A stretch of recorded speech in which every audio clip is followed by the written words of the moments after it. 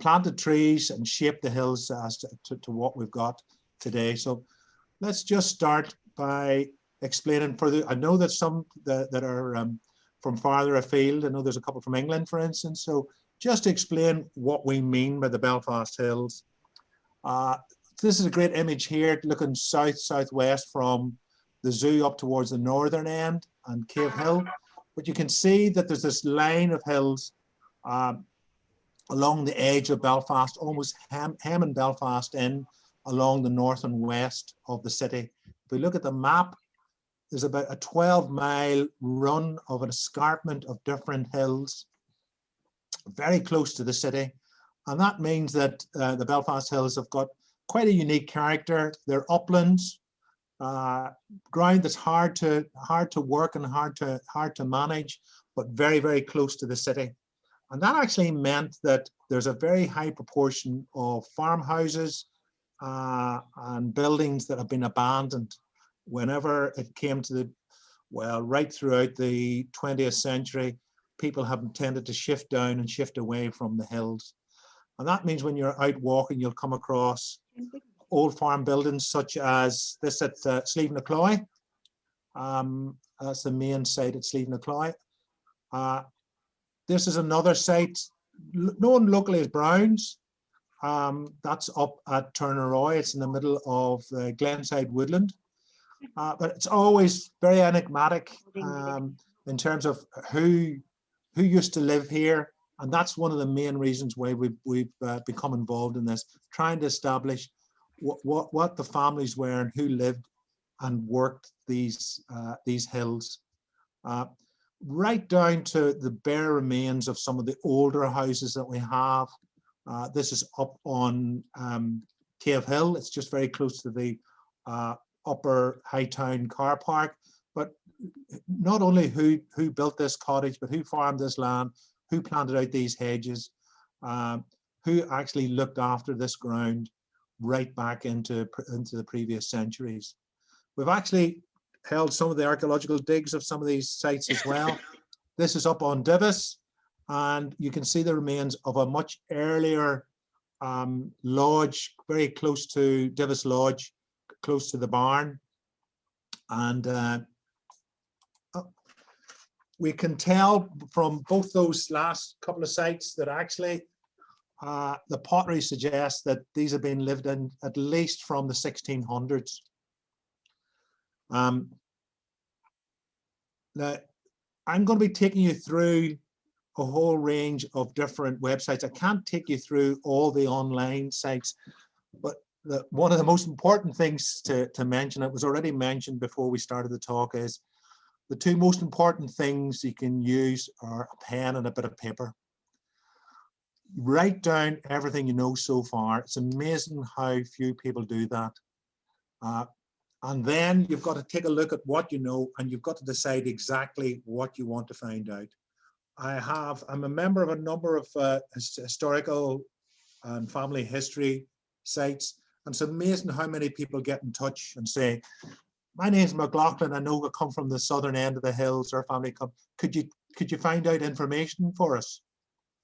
And they expect you to go away and find it. And if you're silly enough to actually start asking them, can you tell us a wee bit more? Oh, my grandfather was John McLaughlin. You'll go back to them, and I know this from personal experience. You'll go back and say, yes, I found a John McLaughlin married an Elizabeth so-and-so.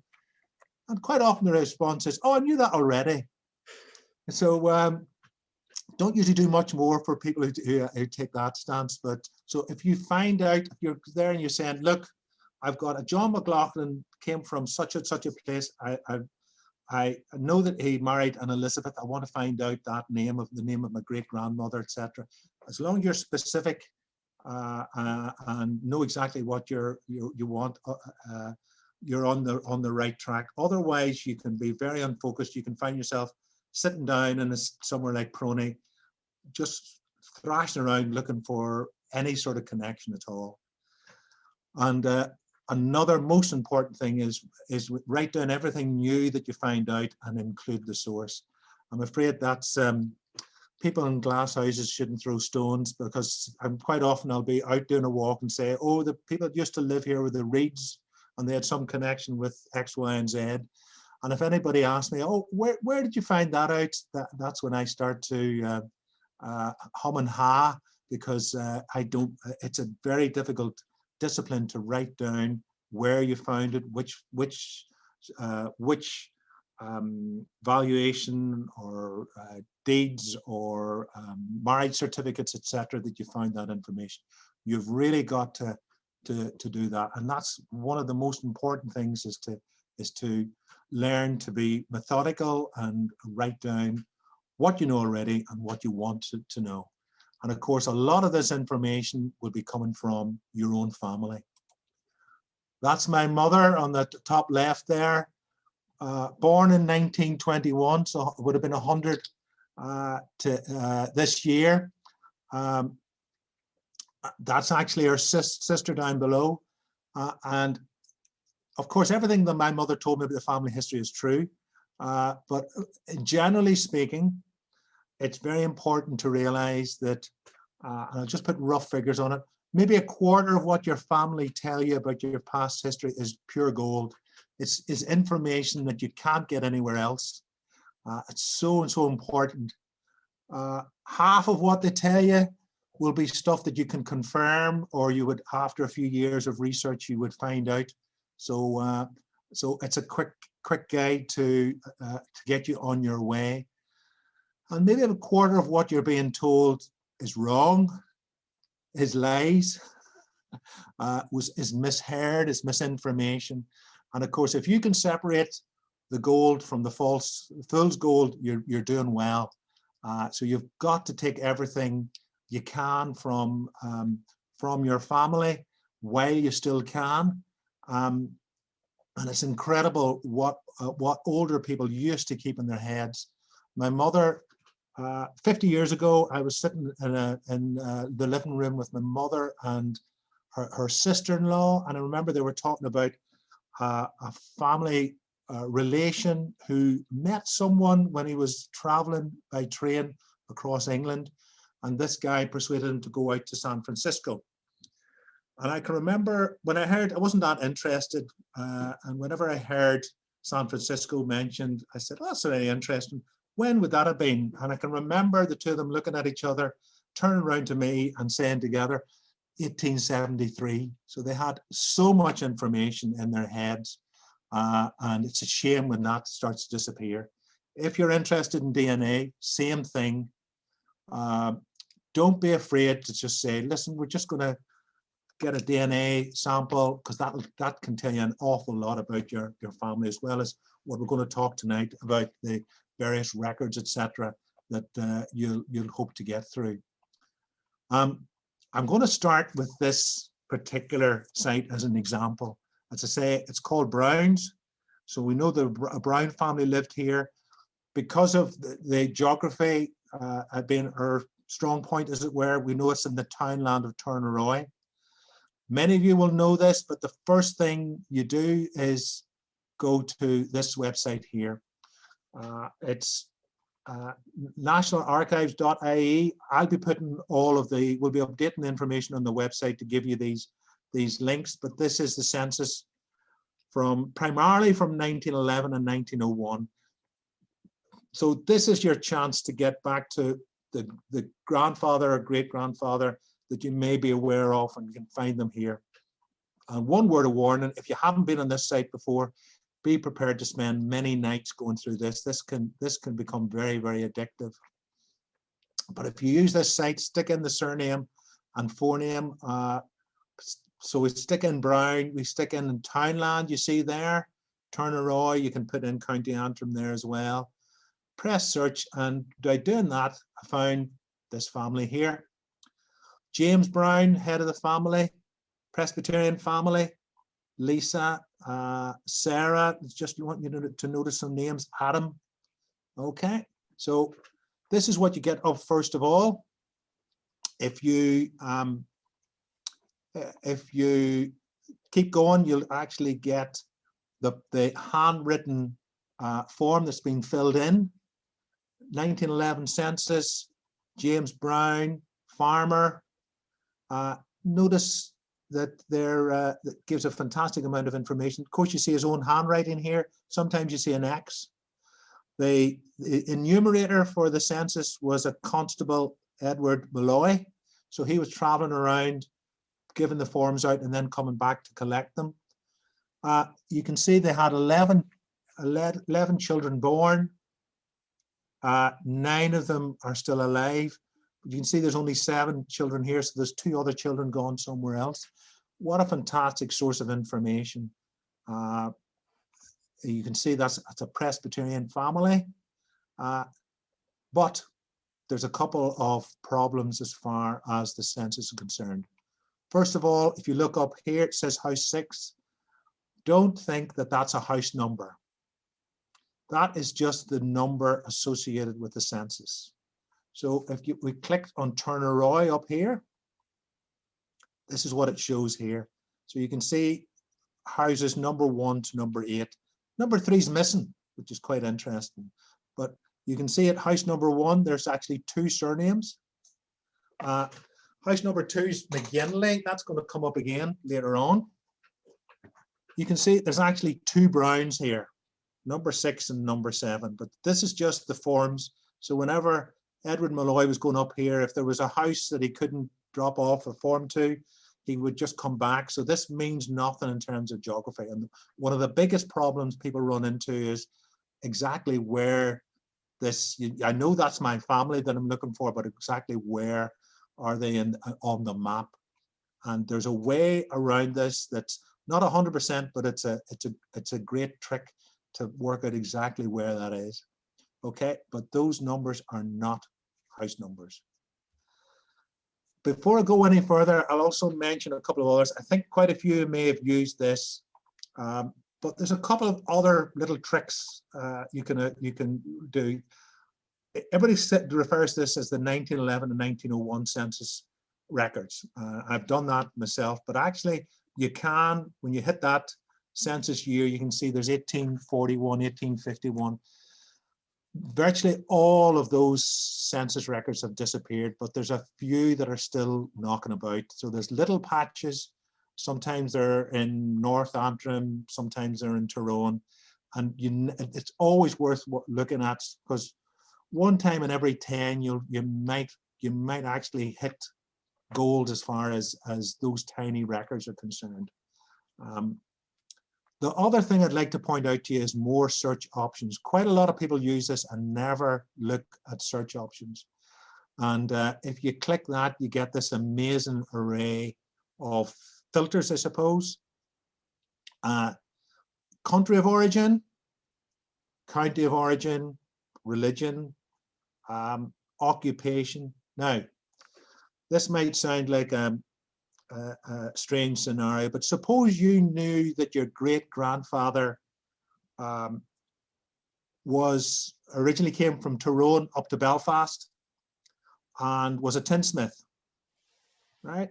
You put in tinsmith and Tyrone there, and suddenly, even if you didn't even have a forename, never mind a surname to put in, you can get down to and of course, depending on your how good your family information is, you can get down to some possible leads as far as that's concerned.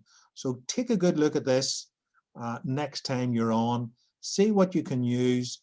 Religion's a bit of a funny one, because people's, depending on how they married, it can change back and forth. You can see even between the 1901 and 1911 census, they can use different terminology. But there's a lot of information in there that can make the difference between finding the person or not, as the case may be. That's the first big source of information that takes you back to the early 1900s. The next great source is the Griffiths valuation. You find that on the askaboutireland.ie website. Griffiths valuation was carried out in the 1850s and 1860s, and it was a fantastically ambitious project to not only map, but to value every field and every house in Ireland. So it took them many, many years, but it's an incredible resource of information. You can see here it mentions names, Griffiths names and Griffiths places. So I went into this first of all and put in Brown. I went into names, put in Brown, put in Derryachy, which is the parish. Press search, nothing came up. I can't work out why, and I knew that there'd been Browns there for a long time. So I went into places, typed in Turneroy, the townland name, press search, and this is what came up here. 17 people altogether. Just show these first ones. So you've got 3 Browns with an E. So you have to be extremely careful. Same with the way you spell the parish names, etc. These sites are pretty unforgiving as far as that's concerned. There's shortcuts to press to get variations, etc. But this brings you to three sets of Browns: Adam, William, and Andrew in Derryachy. You can press this detail information, and they'll tell you which is the townland, who was a landlord, etc. But the big sources of information are over here. You've got the original page of the valuation, and you've got the map view. So if you press on the original page, this is what it gives you. This dates probably from the 1860s, and fantastic amount of information. You can see this is not a very big townland, 291 acres. I'll go right across this and tell you what all these mean. The first number refers to the different plots that are on the map. So we know that the Browns lived in plot 2. Sometimes these plots are split into different sections. For instance, number 4 is split into A, B, and C. You see the capitals? That refers to the subplots of land. Okay, so you've got the first name is the tenant. So Adam Brown is the tenant, and his landlord is the Marquis of Hertfordshire. That's basically the Wallaces, the main landed gentry of that Lisburn area. But then you see William Brown. Sorry, I didn't go down through these small letters. A, B, and C are the houses. So Adam lives in A, William lives in B, Andrew lives in C. And William lives in B, but his landlord is Adam, and so is Andrew's. So this is the landlord. This is the description of the ground, as it were. So you can see that Adam lives in a house, offices and land. Offices just mean sheds. Okay. So Andrew Brown just lives in a house. This is the acres of ground. That is the value of the acres of ground from a rateable point of view. So this may be what the rates will be based on. And this gives you an indication of how good the soil is or not. So William Brown, for instance, is living in a house with a rateable value of £1. And poor Andrew Brown Jr., and juniors have a little hint there as well, he's living in a house that's rateable value of 10 shillings. So basically, Adam is living in a house that's more than 4 times the value of wherever Andrew's living. Take your eye down here as well in terms of who's living. See, there's John Dornans as well. There might well be family connections. They didn't travel very far in terms of marriage, so there might be some connections there. And I can see, as I say, there's Dornans there. Okay, so that is the records as far as the valuation is concerned, but let's see how this compares in terms of the map. So when you click on the map icon, this is what you see here. The thick red area demarcates the Turneroy townland. Remember, it was in 2. You'll see we run into a major problem, 2A and 2B. So this map actually is a later map than the original map that record referred to. But you've got 2A and you've got an A and a B there. So this bit of ground here is where we're homing in on, and you've got a button here that you can press to have either a map or the satellite image. And if I press the satellite image and there's a slider bar over here, you need to spend time and having a look at how to do this. But you slide that over and you get the modern day OS aerial survey. And you can see there's an area there in the middle of that woodland. Actually, you can see it planted up with slightly different trees, that's often the tradition as far as planting up forests is concerned. And if we zoom into there, there's that building there. But actually from the original Griffiths map, we know that there's another building there. So the next time I'm up here, I'm going to look for a smaller house there too. So that's the house that we're interested in, 2A. So that refers to, when you refer back, you know who was living there in the 1850s, 1860s. But so how do you go from there and jump over to the information that we've got in the 1910 and 1911 census? That's going to be an interesting one. Remember, as I said, we do have all of the names of the tenants listed alphabetically on our website. So if you've got names but aren't too sure which townland it refers to, have a good look at that. And it says 1840s here, but it's actually more 1850s, 1860s. And we do have some of the links there as well. Okay, so then this is when you've got nothing to do for a long night. This is where to go. Public Records Office, Prony, they have all the valuation revision books online. The original Griffiths valuation was very much to do with working out a system whereby they could charge you rates and tax. And of course, just like modern day, they come back every 10 years or so to revise the valuation. So if there's new houses built, etc., they want to know about it, and that gives you lots of additional information. So if you press search valuation revision books, you put in Turner Roy, and you don't have one valuation, you have 7 different books of valuation going right through the years from the original 1862 to 1865. So that's the first map that we were talking about there, right up to 1912. And by going right through these, you can tell not only who was there in Griffiths valuation and 1901, 1911 census times, but you can tell how that property changed hands right throughout the years. I think it's the 1879 to 1889 one that I pressed on. If you haven't used this before, it takes a bit of time, but you press the index page. You may not be able to read that. Turn around, page 99. So you click on until you get to page 99. And there you have 2A, Sarah Brown.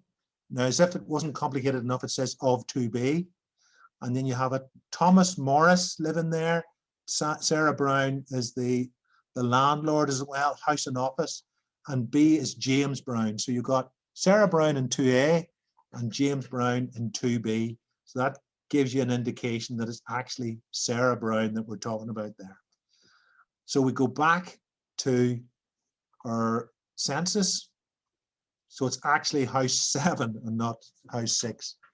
You've got the same names here. You've got Adams. You've got even got Eliza J. You've got Sarah. So there's some sort of connection there, probably. But you've got Church of Ireland. So remember, Presbyterian Church of Ireland. Again, let's have a look. But you've got Sarah Brown here, 77, mother. Again, you can see, well, you get interesting things. Sarah Brown is here as that she can't read. She's 77, and Adam Brown, the son, is down as a farm labourer, 38. I read the wife's age, Annie, as 20 there, but they've got a child of 8, so no, that's 30. That's the 1911 census, gives you all this information. Of course, I've ignored the 1901, so let's have a look at the 1901. Sarah Brown, farmer, so she's the owner of the ground. Adam Brown, the same son. So there's a tremendous amount of information that gets us towards the fact that it was Sarah Brown living in that house with Adam Brown. Okay, so that's a long run through how you connect back to the 1850s. Maybe it's a bit quick for a quick break, but Lizzie, is there any particular questions come up on chat? We've got one specifically about the Browns. It says, is the Brown house owners related to the people who owned what is now called the Farmers Inn, but apparently the Farmers Inn used to be called Browns back in the day? Well, if there might well be, but if I would have to then go back we can go using the Griffiths valuation, find the farmers in on the map, and then we can tell exactly who lived there. And then you can go through the valuation to work out whether there's a brown there at any particular time. But yes, it opens up a whole raft of possibilities. Brown is not the best of names to be looking for as far as that's concerned. So a quick break for I think I'll just march on here. Can I pop in and ask? There's another wee question. There's Lady Louise. I think she might be connected to a John Burns because she perked up when his name was on one of those documents, and she was saying, "Is it okay to walk on land to look and find old properties?" You really should stick to public sites. A lot of the sites, a lot of the farmland will be on the road, etc. But no, I would use both, and I'll be showing you some of the Ordnance Survey sites, Prony Ordnance Survey site. You can use that and Google Earth to get a good idea of where the farmland is. Usually, if you've got a name, or names of the people you're looking for, knock on the doors, find out who owns the property, and they'll probably not only give you permission to get on the site, who knows, it's up to them, but they'll always also be able to give you lots more information. So it's always a good idea if you're going to look at a site to ask around on the ground as well. Particularly if you've got old photographs with you, bring the old photographs, bring the maps that we've got there, and people are usually, when they find out that that's what you're interested in, people will usually be very accommodating. But I wouldn't go on ground unless you know that you've got permission to do that. Okay. Okay, there's a final question from a lady. There's a wee cottage on the incline of Cave Hill. Would you know who lived there? So I'm not sure if we're going to cover Cave Hill as we go along here. Yeah, it depends where the incline is. Yeah, there's quite a few inclines around the place. I'm going to hang on after this, and certainly I'll be able to. I'd like to do some live chasing of things like that. I just didn't know whether the computer would take all of that. You could be sitting watching the blue wheel going round and round quite a lot. You'd really need to take a good look at exactly where that is on the map to start off with, and then you can use these to find out what's going on as far as that's concerned. We do have older maps of sites going right back, but I'll talk about that when we get along. Okay. Yes, that's us for now. If you've had a quick run to the loo or put the kettle on, we'll march on there. Okay. And I'll talk about maps. And I know that I've been quite vague about answering some of those questions, but you can see it's much easier on a one-to-one basis. So get back to me. I've given you the emails as far as any queries are concerned. Right, let's get back to this map. A couple of hints which are really quite interesting. This is a fantastic source of information. It tells you, you know, even if you're a newcomer up to the hills, this can tell you who used to own and farm the bits of land that you're living on at the minute.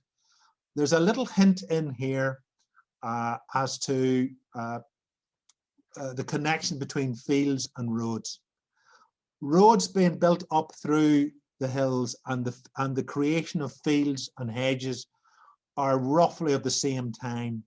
But there's a really interesting thing to note. If we go down towards this neck of woods, you'll see there's a red line, ownership line, running along this road here. And that suggests that the road was there first, and then they split up the fields on ownership. You see what I mean? That hedge stops there, and there's another hedge further up. So you've got the road first, and then they built the hedges here. So if you go along a road and you see it's mostly red, that means that that's an older road. If you go along a road and there's no red on it, and it intersects through ownership, you see that? That means that's a newer road. And quite also, if you look at this old road, you see house, house, house, along, houses along this road here. This road here, no house. until you get to here, and even then it's slightly off. So that would suggest that's a much younger road, a more recent road. And right enough, this is based on the second edition OS, which is 1850s, 1860s map. If you go back to the very first map that they drew, this is back to the 1830s, a much sparser map. Now you might look at that and think, gosh, they had no fields in those days. But actually this was a very fast map produced for very different reasons other than the valuation map. This was done by the ordnance surveyors, engineers, Royal Engineers, very much part of the army. So it's done from a more military point of view, working out exactly what was where. That they wanted to get the buildings, they wanted to get the roads. They actually left out a lot of the farm boundaries that were actually there. They wanted to point out the boggy ground, etc. So, but you may think that this doesn't give you much information. It's great to be able to flick through all of these. And there is an historical map viewer on Prony that's well worth getting to. This means you can hone in on a particular place and just rattle through all of the maps right up to the present day. And that tells you an awful lot. The one thing I want to impress upon you is that if you go through a lot of maps, they have names written everywhere. You might take a look at that and say, no, I can't see a name written anywhere. Well, there is one, Hannah of Hannestown. Two stories about Hannestown. First thought is that it's named after Hannah Hamel. Hamel is actually the name of a big landowner around here. Hannah Hamel was the wife of one of the big landowners. The other theory, which sounds a bit more plausible to me, is that there were 6 families of weavers called Hannah up in Hannestown. There are no Hannahs here in the Griffiths valuation, so that means that if the second version is correct, it goes right back to the 1700s or before. And a lot of the names that we have, you think about town, you've got Hannestown, Stewartstown, Andersonstown, Leathamstown. All those names refer way back before Griffiths valuation, and they're a hint to the previous generations. The other thing is that bridges, every bridge would have a name. Scott's Bridge, Mackay's Bridge, I can think at home. There's so many names that are in the local lingo, as it were. Let's go back through some older maps now, and we're lucky to have had the time to look for older maps. Sorry, let's talk about OS maps. The tradition, or it's always that north is up to the top as far as OS maps. Earlier maps, it isn't the case, and they go back and forth every shape. Now, can you see that river? That's an old river there. When we flick on to the next, this is laid over to the side. That's the same river there. So north is that direction there. And this is a wonderful record of tenants of the Hertfordshire estate. The Earl of Hertford owned all of Lisburn, became the Wallaces. Even though this dates to a similar time than the first OS map, this gives you very different information. Each different map is for a different purpose. This is to look at the quality of the land, who the tenant is, and how much do they owe. And if you look at that green patch there, that green line there, we zoom in a wee bit, A Brown. So you can see, and there's an A Brown up there as well. They've written in pencil the names here, A Brown, and here's it on the list. Plot 5 and 6, there's 5, there's 6 to an A Brown. Can you remember back, there was an Andrew Brown Jr. This may be Andrew Sr., it might be Adam Brown. Can you see that even hand-drawn the new road there? Look, so that's the upper road, and that's A Brown, that's plot 2, but can you see it used to be owned by a John Partridge. So again, you get more information here about who's living in these patches of ground. One other name I'll mention up here is Dornan. Remember, there was a Dornan mentioned before, and just above this river and just beside this larger river, there's a Dornans there. And the reason why I mentioned that is if you look at another map that we've got, wonderful map from the 1820s of Divis, and there's Dornans there just beside the river. Our patch is just a wee bit out of this. This was created by Thomas Pattison in 1820, another estate map. If you're ever walking up through Divis and you happen to notice or looking at the map, you'll see that these two parallel lines going up to Divis, this used to be a forestry plantation. But there are names galore written all over this. Lord Templeton, John O'Hara, going right up to the top, the Babystone, Donald Hamill, Philip Hamill, Wallace, Grogan, Samuel Abernathy, Thomas MacAleese. This is a wonderful name here. This is in the 1820s. A couple of months ago, I got someone from Australia getting in touch, trying to find out where Thomas MacAleese lived, great-great-great-grandfather. And the story I got from them was in the early 1800s, Thomas MacAleese left his wife and family and the farm to join the army. I think it was Enniskillen Fusiliers, I'm not 100% sure, but lived out in the West Indies for almost 20 years. Came back with another woman from the West Indies who lived in the house. This woman, the family lore is that she always wore a turban. I'd love to find out more about that. And also I'd like to find out what happened to her when Thomas died, because, and we'll be referring to wills after this as a wonderful source of information, but I haven't been able to find out any more. Hercules Dean, what a wonderful name. Hercules Dean also owns a middle section of Black Mountain. Patrick Toland, McCants. So these maps contain an extra layer of information in terms of names of past people who lived in and owned and managed ground. We can even go back to 1726. Now, your camera isn't going, or your picture isn't going funny. This is a terrible, terrible picture. Turner Roy. All we can see written here is Francis Harrison. This is actually on calf skin. You can actually see the hair follicle places for up at the top. So this might look like a terrible map of no use whatsoever, but actually, if you're looking farther afield, 1726, down to Lagmore, even down to Lisburn, there's the Pawn Park Road, and there's a name of every landowner etched on this. Derryachy, Caleaton, every name mentioned there. So this is going back to 1726. So you can trace old traditional names of long-standing families in the hills, especially as far as this is concerned in the southern end, in the Lisburn end.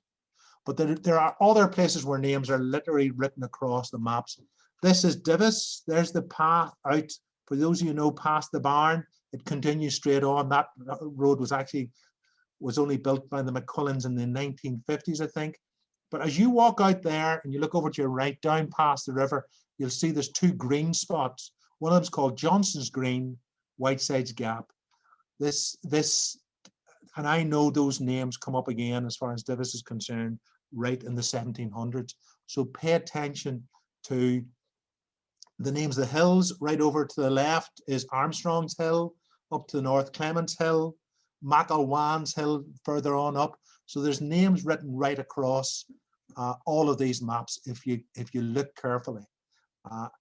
Let's go back to Slieve na Cloy. If you walk up to where the main panel is, you see the remains of this has been taken away a wee bit. Actually, it's a bit of a strange construction because there's a doorway there that's bricked up. We know that there's a connection there with a family called Kernaghan's, which is a great name, far better name than Brown's to look for. Sometimes if you know the site and you ever park on the Flowbog Road and walk up that hill, you're coming up to that farmhouse there. Sometimes people park over the Ballycullen end and walk past an old lime kiln there into this farmhouse. So let's see what we can find out as far as this family is concerned. And this is the old map here. You can see it's quite a substantial building. You just took the stone from the back, the quarries, to build it. I looked up the Kernahans in another wonderful place, again, associated with Proney. You look up the old wills, you just enter, I just entered Kernahan, not Andrew, and there's 77 Kernahans wills. Now this gives you a great indication of where these people were coming from. But number 4, the will of Andrew Kernahan, late of Slieve na Cloy, died in the 5th of July, 1865. I'd say at least 2/3 of these wills, you don't get an image, but I've struck gold here. There's an image, you press on that, and lo and behold, there's Andrew Kernahan's will. The first thing he does is he bequeaths his daughter-in-law, Margaret Kernahan, that portion of my property that she's living in, half of the garden. As long as she lives, provided she does not marry or otherwise act improperly in the estimation of my executors. She had to behave herself. The executors had a great amount of power. This happens a lot. You do get daughters and wives, and what actually happens is the husband stroke father, the man who's writing the will, is afraid that when he dies, a young son, the oldest daughter-in-law won't get on with his wife, with his daughters, kick him out on the street. So you actually get wills where it's I bequeath the house to my son, I bequeath the back bedroom to my daughter and the front bedroom to my wife until they die or remarry. But I don't think these two got on very well. I hope there's no Kernahans in the audience here. But if she gives up peaceably, she should be dispossessed of the said houses. If she gives up peaceably, she'll get £10. Otherwise, I allow her nothing. And then comes the crunch. And the death of my said daughter-in-law, it'll be sold. So that's why the Kernahans disappeared from this property. So the will's a fantastic source of information. As you go down further here, here's all the names that are mentioned. So not only do you get Kernahans, 2 daughters-in-law, Margaret, Nancy, but you get Armitage, you get Hendrons, related through marriages, you get grandchildren, and then you can go through all the births, deaths, and marriages and find out more information about these. Andrew Kernahan, father and son, look up a fantastic, relatively new website, irishgenealogy.ie. Go to civic records, put in Andrew Kernahan, died in 1865. Age of death, 95 years old. So this guy, and we're looking at his words on the will there, this guy was, if I've got my sums right, born in 1770. Okay. Usually when you press on this, you can actually see his death certificate. Unfortunately, when I pressed on this, it said you have to go to refer you to the offices. You'd have to go in person. But a bit of more luck with his son. This is a marriage between Andrew Kernahan. You remember this Nancy Kernahan? Nancy Larmer in the Presbyterian Church in Maheragal, 1849. It tells you Andrew Kernahan Senior, farmer. Andrew Junior died in, also looked at the death certificate, 1888. He lived to be 78, not a bad innings either, but he died in Long Street in Lisburn, so they must have sold the house. Very, very important to look at who registers the death. Jane Dawson, present at death. That could have been just a friendly neighbour, but there's always worth looking at this. You can always get a connection there, usually. So bear the name of Dawson in mind. So that's from irishgenealogy.ie, fairly new. You get some fantastic information there. Then you look at the local websites, glenavyhistory.com. Glenavy's a bit of distance away, wouldn't be the one you'd immediately think of when you're talking about the other side of the mountain. But if you go through the townlands, it picks up a lot of information about Maheragal, and there it is, a whole couple of paragraphs about Andrew Kernahan. Basically a repeat of the information from the certificate, But then it goes on to say 1901 census, Andrews Kernahan, Agnes Kernahan, previous Larmer, 88, living with Maggie Dawson and Agnes Dawson. So there's obviously a family connection there, and a little bit more research, and the births, deaths, and marriage sites would soon tell you what the actual connection is there. Another great source of information that people tend to forget is parish histories. And believe it or not, Derryachy, Christchurch, very old site, Church of Ireland, the parish history written by Reverend Barr in the 1970s is often quoted as the best history of a parish booklet ever written. It's got a fantastic amount of information. It's on lisburn.com, and it lists, for instance, it lists Andrew Kernahan as a annual church warden in, I think it's 1834. So there are all sorts of names mentioned in there, and a fantastic record of births, deaths, and marriages that's online that I'll refer to later. That's one parish register. You also have, for instance, a parish booklet on St. Joseph's on Hannistown. And this again gives you personal information. John McGill, sheep farmer in Black Mountain. He came there from the hills above the Antrim coast in the early 1900s. A fantastic little nugget if you're looking for the McGills. You're wondering why they've suddenly appeared and they weren't there before, where they came from. This at least tells you which direction to look. But it tells you odd information, two-storied. Sheep farmer, not too much sheep farming done around there now. Uncles, Daniel and Michael, see, lots and lots of information in different sources. And a lot of this comes, believe it or not, just from Google. Don't forget about just putting a name, a townland into Google and see what pops out. Another fairly new source is the parish registers, Roman Catholic parish registers for the whole of Ireland, and these have all been microfilmed. Generally speaking, it only became compulsory to fill in the registers and make a note from a civic register point of view from about 1864, but you do get some registers going way, way back before that. Remember the name McGinley that I pointed out in the 1911 census? There's a Jane McGinley from Turneroy, James McGinley and Jane Boyle. So a fantastic way to get maiden names. And then there's another other family connection, Alice McGinley there. So a whole range of information. Now that's going to do your eyes damage by going through all of this. It takes a long time to get these exactly. And some people's handwriting was much worse than others. It can be a labor of love, but you get fantastic information from these registers. Now you go back even further. Let's just say that generally speaking, if you manage to get detailed family links back beyond or before 1860s, you're doing well. Usually you can get, if you've got a fair bit of luck, you get back to about 1800, but after that, you'll be extremely lucky. And generally then it becomes a matter of looking for names. And you do have sources going way back.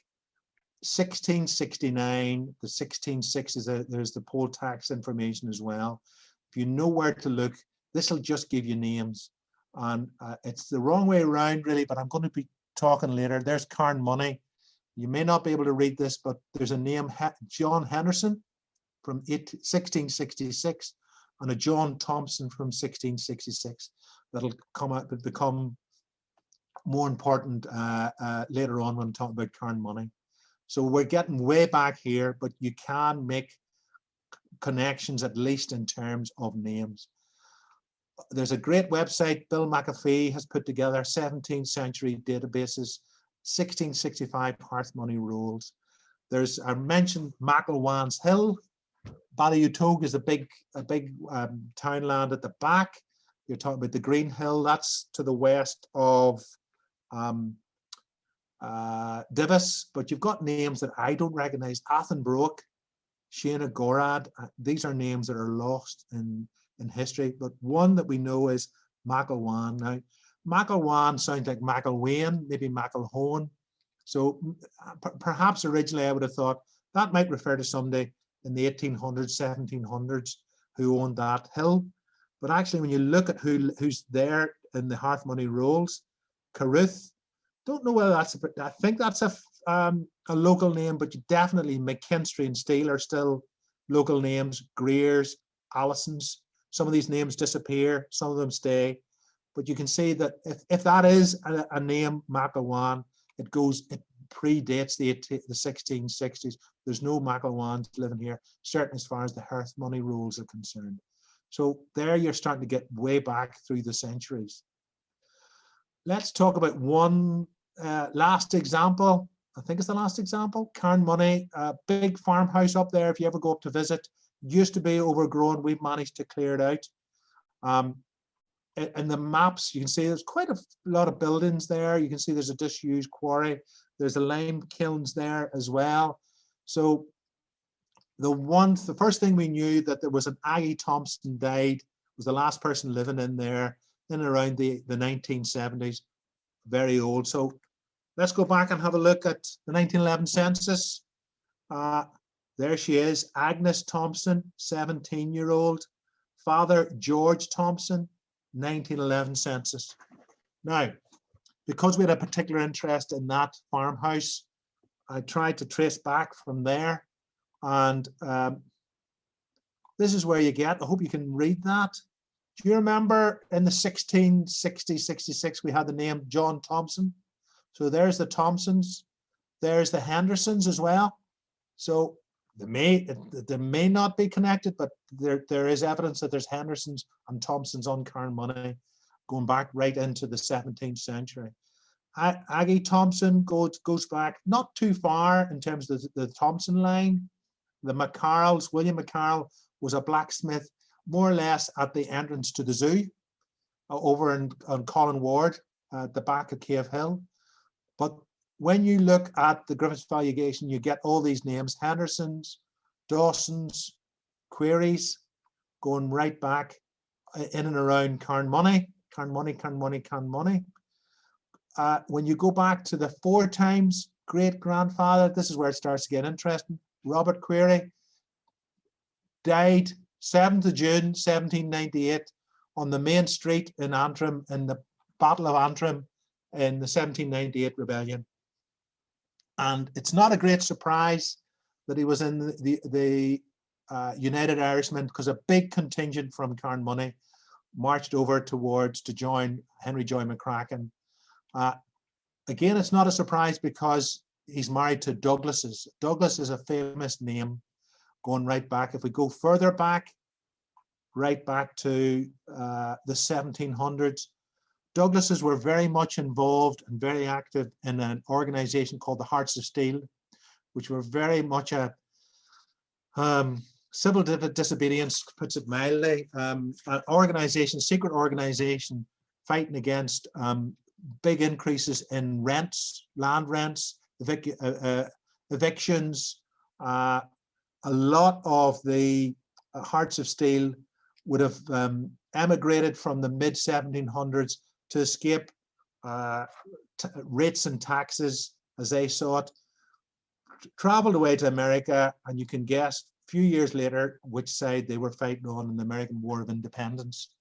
We go right back. This looks wonderful. Here's this family tree going right back to the 1570s, but very much a question mark. What I've really done here is I've connected up to a family tree that's online. And I have to hand it to him. The guy that put this together, he's an American guy, did say, look, I'm pretty sure that this Andrew Douglas is the son of this Andrew Douglas, but I'm not 100% sure. And there's a big lesson to learn here. Do not put stuff onto the internet unless you're very sure about it. You've got every source to back it up, because whenever wrong information goes on the internet, it's like a virus. Pardon the pun.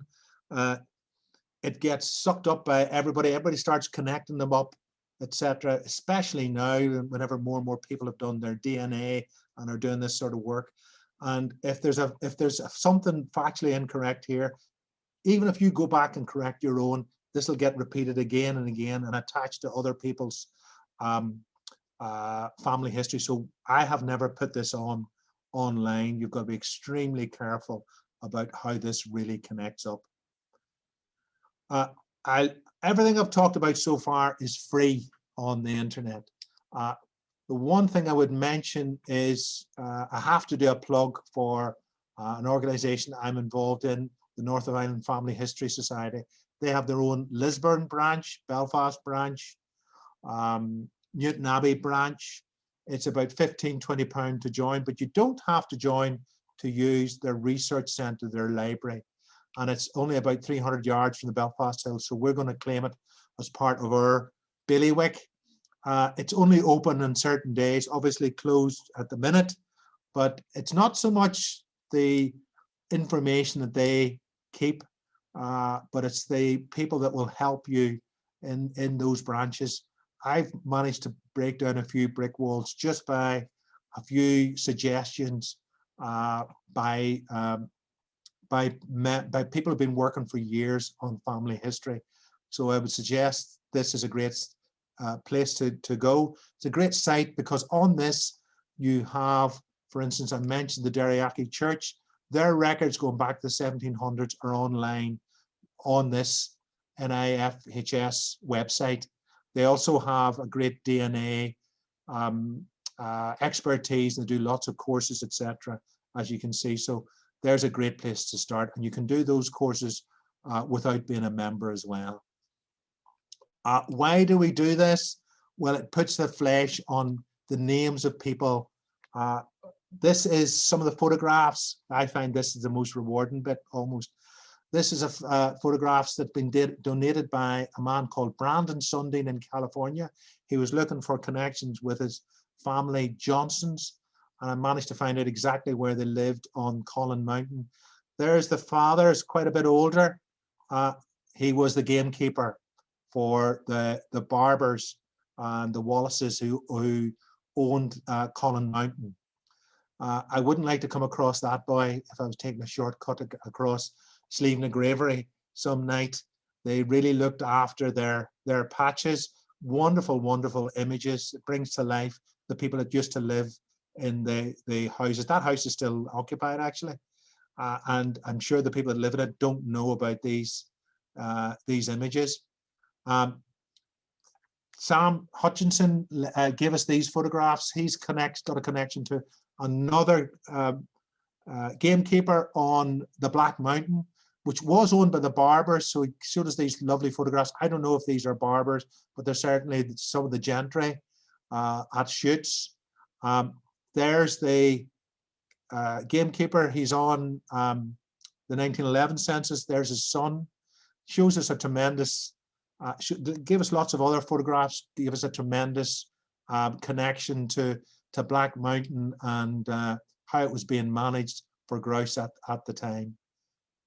And here's some of, I actually think those are probably Sam Little's grandchildren who were employed as grouse beaters on the day. And this wall, that wall still sitting, you can go out into what seems to be the middle of nowhere up on the Black Mountain, and you can see the remains of the house and the wall. It was quite a place to live.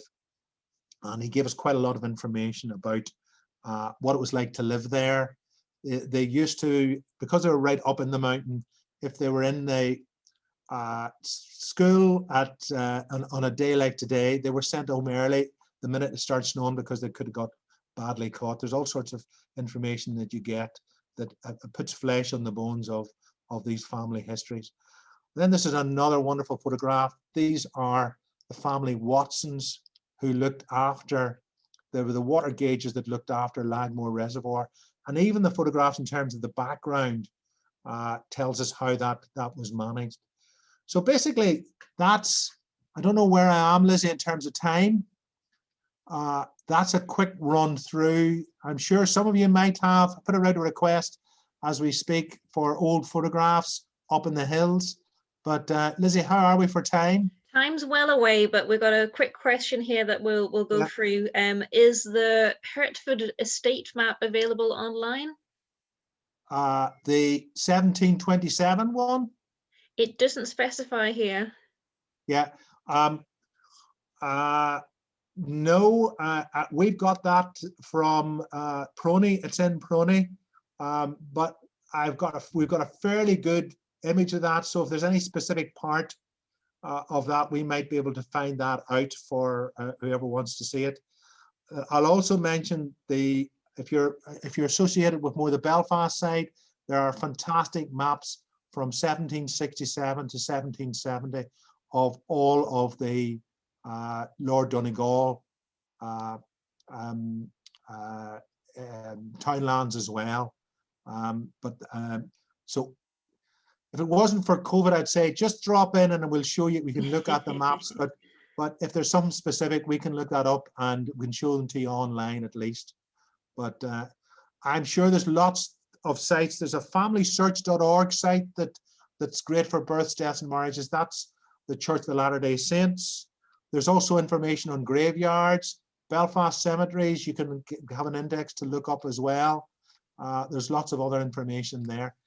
Any other questions, Lizzie? Maybe A you wee can question about, are there any McGarrys on the maps? Sorry? Any McGarrys, McGarrys? Well, there's a Ballymagary, Okay. which is a townland, although I haven't been able to find McGarry's. That's why I'll just look up this.